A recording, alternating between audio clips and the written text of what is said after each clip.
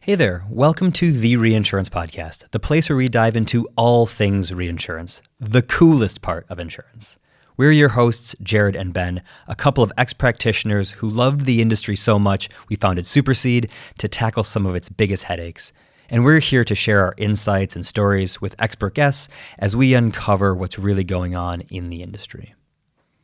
All right, hello everybody. Very exciting, different from usual episode today. We're really excited to have with us on the show Joe Inglis, who is a very well-known media vet who actually understands not only a lot about the evolution of animal kind, but also evolution more generally.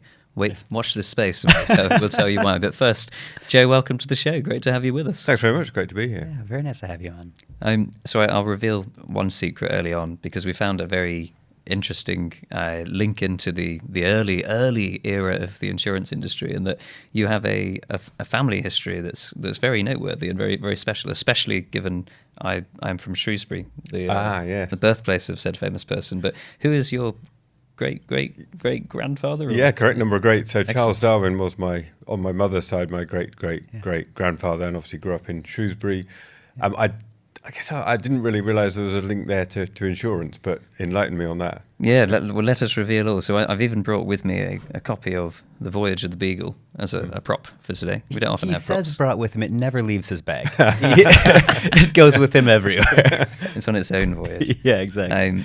No, but so one of the things, we had a fascinating debate when we found a connection to you and to your history that, could The Voyage of the Beagle, this very famous trip where Charles Darwin sort of studied lots of various species and how they evolved and so on. Could that whole voyage and could the origin of species ever have been published or theorized were it not for the fact that there was a very healthy marine insurance industry emerging at around the same time? Because this was a vastly ambitious voyage that Captain Robert Fitzroy led of the Beagle all the way around, to hitherto really kind of not that well-known parts of the world, and one that was tracked in its entirety, I think, by Lloyd's List at the time, which was the shipping record system. And presumably, I've not actually been able to find a specific reference to it being insured by any particular company at Lloyd's, but one can only presume it was at least tracked, if not insured, by the Lloyd's market. So a kind of early example of insurance. Exactly. Yeah. Exactly. Yeah. We had a marine underwriter on the show a few weeks ago, so we should have absolutely leaned into this. Yeah. Bring it back. So yeah, we'd be remiss not to ask this. So what impact has it had on your life in general, knowing in the back of your mind that you're related to Mr. Darwin? Yeah, it was tricky. I mean, I guess there's always that kind of feeling of, well, whatever I do in my life, it's not going to really live up to that, is it? Yeah, you can be quite successful, but hey, you're not a household name. Hey, that's a good point. He was never on a podcast. Yeah. So there's kind of that, but then it's just it's quite a good name to drop in situations, isn't it? It's quite a good thing to have as a interesting fact about your background. But then you kind of think about it. I think I worked it out that I'm 1/1000th or something Charles Darwin, because and there are like 900 something other great grandfathers who don't get as much of a look in. So he gets a bit undue. They're not media famous though, so you have the advantage there. Possibly. Yeah. Did it in any way guide you towards an animal related field, do you think? Or? I think, because that was always there in my upbringing. So it kind of, that whole thing about wanting to be involved, to do something with animals, do something biology kind of based, and that probably led me into becoming a vet. Yeah. Is it common in the family in general? Like, has it stayed? No, not really. Okay. No, my family's on that side full of artists, really, not scientists, strange enough. But yeah, I think it probably played a factor. Oh, fascinating. And I guess now then on to animals, having covered Darwin, which we would be remiss not to have done. We recognise that our industry's got a long way to evolve, but perhaps no more so as an insurance industry than in the pet insurance industry, because we've really struggled, one, to develop affordable products, two, to get people to buy them, and three, to really understand what on earth we're insuring. I think historically it's been a product without a great deal of knowledge about the actual health and well-being of animals. So we've got you with us today to give us a bit of an idea as to where science is when it comes to understanding the healthiness of animals. Yeah, it is. I mean, obviously, pet insurance is a big thing in the veterinary industry, but the penetration is pretty low. It's something like 30% in this country. So most people don't have pet insurance, and it's a bit strange in a way because there is quite a lot of segmentation in the market, because you can segment by breed or by age or by lots of other factors, and I would have thought get a pretty good view on risk. Like a French bulldog is going to be very different to a German shepherd in terms of their risk and the likelihood of them having certain diseases and the cost of those diseases. But I think sort of most excitingly is the development of more and more data about our pets as we go forward. And one of my roles is working with a company called Biome9, and we do pet microbiome testing, and that's just really I think the tip of the iceberg of where sort of advanced data can come into the pet industry and get lots of really useful data about the health that can be used then to predict their long-term risk for insurance as one sort of output of that. But with the microbiome, so that's the population of bacteria which are in the digestive system for us and our animals. Increasingly science is showing how that is linked to so many aspects of health, from digestive health, but also brain health, behavior, skin, joints, pretty much everything. So I'm sure with people it'll be the same, but in pets, I think data collection like that and genomics as well, and lots of other forms of data and AI analysis are going to revolutionize what we know about pets, and I think that will feed through into the insurance market.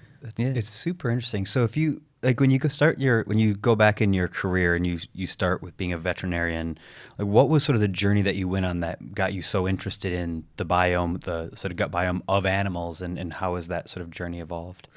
Yes, I guess fairly early on in my career, I kind of thought, well, I can stay in my clinic and I can vaccinate dogs and fix their problems, but I'm not making a massive difference here. It's one animal at a time, whereas it was increasingly clear to me from an early stage that nutrition was at the heart of health, really. And that was before I knew anything about the microbiome, but just, they are what they eat, what you feed them is really important. So I got into nutrition, worked at various pet food companies and set up various pet food companies and went on that entrepreneurial journey doing lots of things in pet nutrition.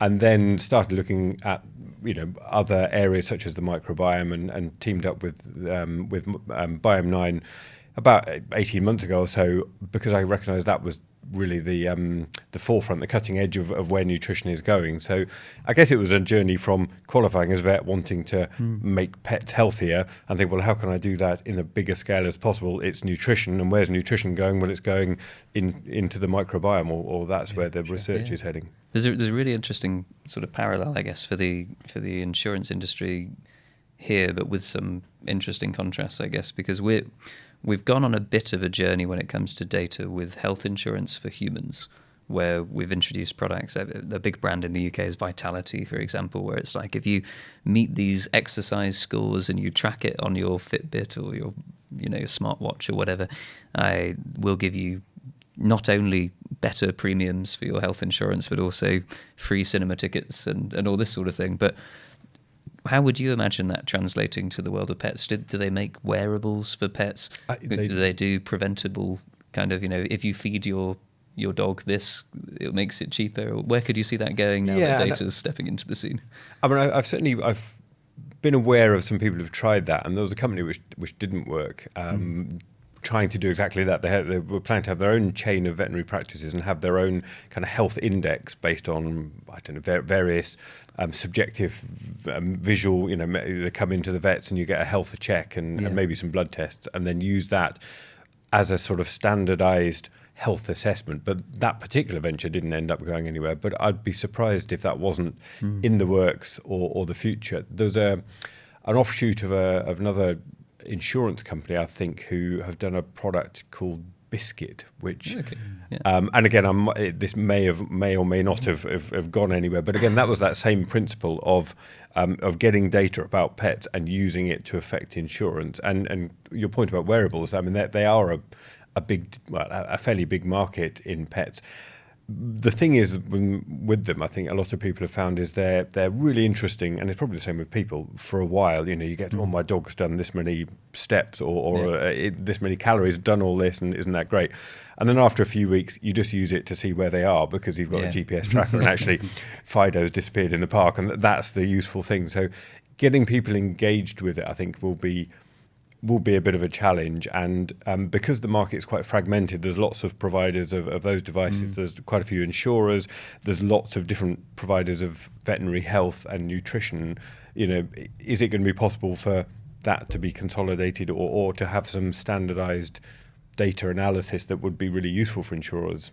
I don't know. I mean, I imagine it will come from the insurers. The innovative insurance players will think, well, actually, we can get ahead here by offering people lower premiums because we know they're feeding their dogs a healthy diet or they're walking them regularly or whatever. I guess that's one of the things you can't do with humans, in the sense that you can mandate what a dog eats, whereas humans are a bit harder to say. Yeah.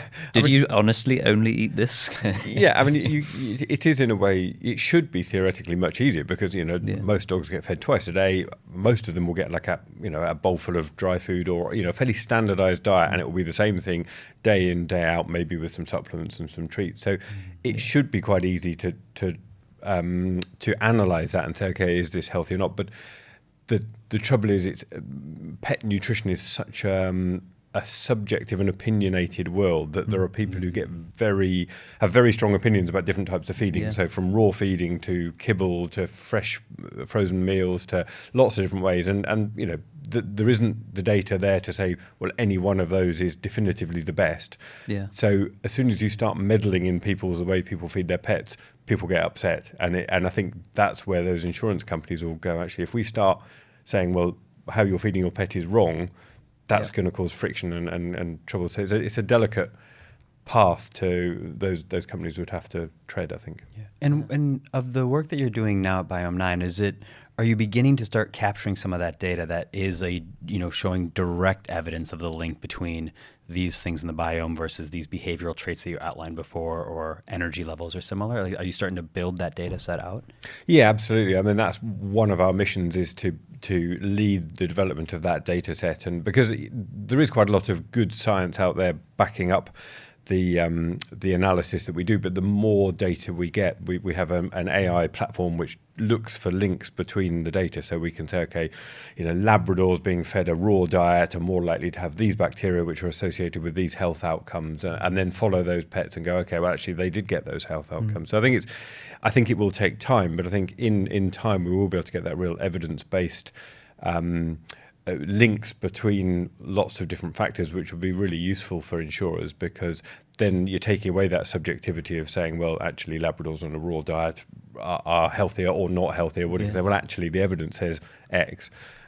So I think that's what we're starting to do, and as we get more and more scale, then that data will become a lot more robust, and we'll be able to pull out more fine-grained associations. Yeah, because a lot of the much of the role insurance can take, especially in the health space, whether it's people or animals, is around preventative, is around how do we avoid having these large sort of significant like medical procedures that are required or whatever. It's like if we can sort of encourage healthy more broadly, and I think it's super important for us to start capturing that data and beginning to build an understanding of, okay, if these are the things that we know make for a healthier lifestyle or improved longevity or similar, it allows sort of, that's a fundamental part of where the health insurance space fits, but sort of broadly across species, I guess, in that way. But it's really interesting. Yeah, and I guess it's very similar to the human market. And I don't know much about the human health insurance market, but I would imagine, as you said, Vitality doing their index, and I presume that's been a successful initiative and kind of is pioneering that route of linking health behaviours and so on with insurance costs.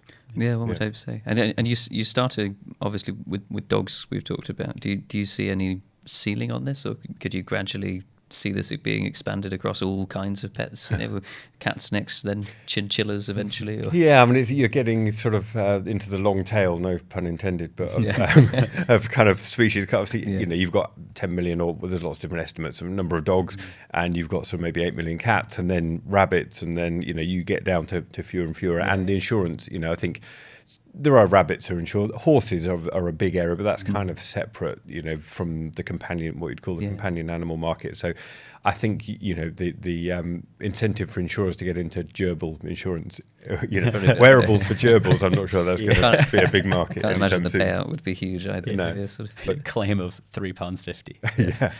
And one thing I think is interesting in the pet insurance market is the rise of kind of self-insurance models where practices are offering membership packages. Yes. And again, this is probably something that's common in human as well. But so nowadays, lots of practices will offer, say, free consultations and even free surgery and medical treatment. So you pay a one-off fee of 30, whatever it is, £40 a month instead of insurance, or perhaps as well as a cheaper insurance package, and the insurance just covers you for a referral if your dog gets hit by a car or a major cancer or whatever. But for those everyday things, it's being, the model could be that it's taken away and brought back into the vet's perspective, which may enable them, and I think at the moment they're just sort of one price standardized. But again, if the vet has got lots of information about your dog, then that might be another way that segmentation and differentiation would occur. Yeah, it's really interesting because we see, I guess, this happen in different markets depending on access to data, where you can, as insurers, lean towards a no questions asked pooling style almost, and say, we're a scheme or we're a group, or as an insurer we just say, not what's the specific breed of your dog, its age, how much exercise it gets, what food are you giving it, which could give you a very specific and beneficial price if you buy them one at a time. Or they could do, as I think I've seen in a couple of cases, how many of them do you have? And that's the only question they ask, right? And that's just the standard price. We did one that was thrown into a horse riding liability policy. My wife and I started riding last year, and I got this liability policy that just said, how many horses do you own? 0, 1, 2, or more. That was the only factor. Or more than 2. And I was like, I don't want to know anything about the horse, or what it eats, or where it lives. And it was 0 in our case anyway. But I don't know how much that even affected the price to have coverage bolted in. But maybe if it's liability, then it's a horse kicking a child, isn't it? It's not the vet's bills for that horse, which would be much more linked to the type of horse and the age of horse. And I think for pets it's the same. You can get liability insurance in case your dog bites a toddler, but that's probably fairly standard across. Whether it's, although I thought a Chihuahua biting a toddler is less serious than a Great Dane, but. And are you seeing quite a lot of interest from pet owners? Because obviously owners are obsessed with their dogs, and they spend as much on them as they do on their children sometimes. So are you seeing a real interest in them understanding what's making their animal healthier and driving behavioral traits? Yeah, absolutely. I mean, as you said, pet parents, as they're referred to these days, the relationship with their dogs is much like children, and certainly for especially those perhaps younger pet parents who don't have children, their dog is or their cat is going to be as important to them as children. And I think some older people or people with children find that a bit hard to fathom, but for a lot of the people, that relationship is really, really powerful and strong, and therefore if you say to them, well, here's an opportunity to uncover some insights about your beloved dog that may help them live longer and live happier, then they leap at that opportunity, because for a relatively small amount of money they can get some insights, and that will change the way they're feeding their dog, the way they're supplementing their dog, and actually the hope is that then that dog will live longer and they'll go to the vet less, and it will be a cost effective, being affordable, a good financial decision as well as obviously an emotional decision that they're making. I mean, I think the more data we get, the more evidence we can put forward that says, look, when people do this, their dogs do tend to live longer and happier lives. That will become really, really powerful, and that will be the sort of tipping point where this kind of microbiome analysis technology becomes really mainstream.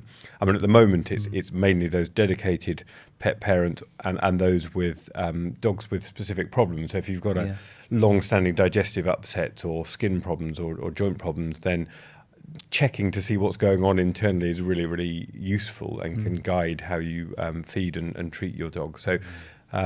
So come back, I think in answer to your question, absolutely, yes. I mean, people see their dogs like their children, and this is a really increasingly important part of kind of that relationship you have with your dog. Yeah, my parents have definitely started referring to their dog after going empty nest. Third as child. My brother, yeah.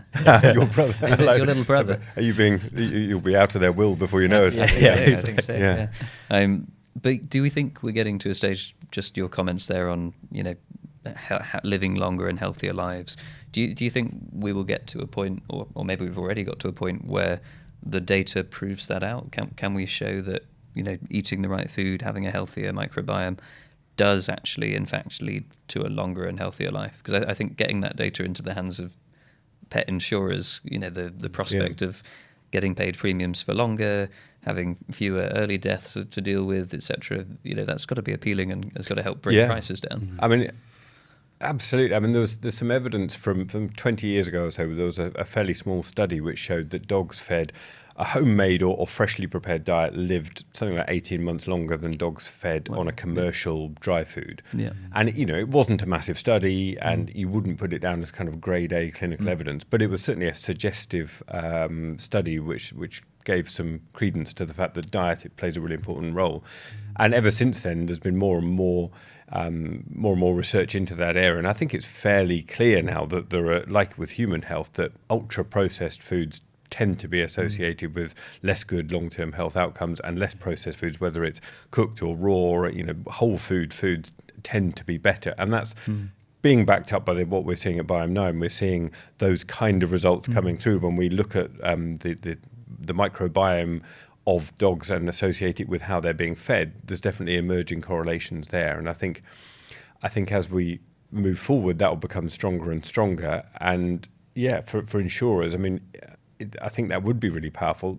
But I come back to that point of it's tricky for insurers because it's such a emotional and strongly opinionated area of a dog's or of pet parenting, that telling people how is that they should that what they're doing is wrong is kind of tricky territory. But I think as the evidence gets stronger, it will be easier for them to make those calls and say, look, you should do maybe add some fresh food into your dog's diet, maybe have less ultra processed stuff, maybe look at these options, and it will reward you because we know that's linked to longer lifestyles, then we'll reward you accordingly. And do you think similar practices, obviously healthy eating has been talked about a lot and advised by health insurers for a long time, but do you think we'd ever see anyone analysing the microbiome of humans preemptively, before? I mean, obviously, as with a lot of things in dogs, it comes from humans. So microbiome analysis started in humans, and it's a fairly big industry there. Sure. Yeah. I guess the same challenges occur in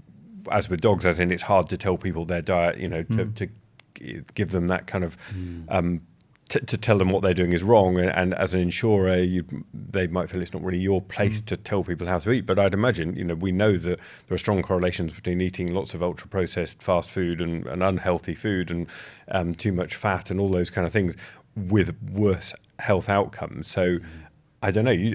Are health insurers in the human sphere using that kind of data? And because you'd imagine it's pretty powerful. Yeah. Yeah, it's a tricky one. Will I get free cinema tickets? Yeah, if I don't have that burger and I have this kale. But this is it's always driven it in humans is having it where you align other incentives. You give them perks of, like, if you walk this many steps, you get free cinema tickets. You do, like, those are the kind of things. So maybe there'll be similar tie-ups in the pet space around if your sort of discounts on food and evidence of activity are similar, that helps promote cross promotional. Like, what you're trying to incentivize is like improved behavior. Like, we know what we're trying to get to, but what's the most effective way to drive that behavioral change without being kind of preachy and exactly. telling. So I guess it's positive incentive. So with dogs, I guess it's the same kind of thing. So if you've got a fitness monitor on your dog, well, if they reach a certain amount of activity, or as you said, here's some discounts on some healthy foods that you could add into your dog's diet, maybe not replace what they're doing, but add something into it. So and I think, looking at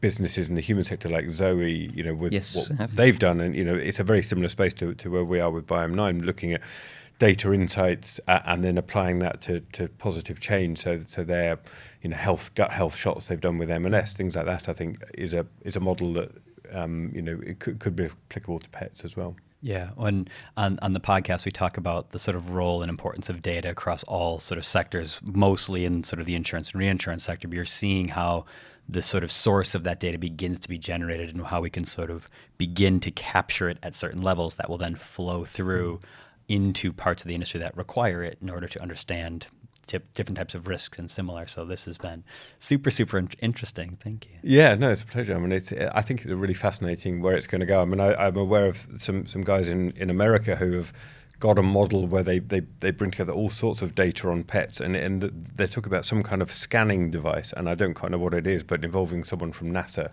that kind of is a physical device that takes data from a pet, and maybe it's kind of weight and body composition and so on, and blood tests, and bringing all that together in a really heavy data model that data could be used for all sorts of purposes, including insurance, I'd imagine. So I think over the next 5 years or so, this area is going to really explode, and hopefully what we're doing with Biome 9 will be a part of that. But I think there's lots of other areas as well where data is going to be really important, and if it can benefit the insurance market by helping more people get insured, insurance costs coming down, then that'd be a great outcome. Absolutely, yeah. Data impacting the evolution of the insurance.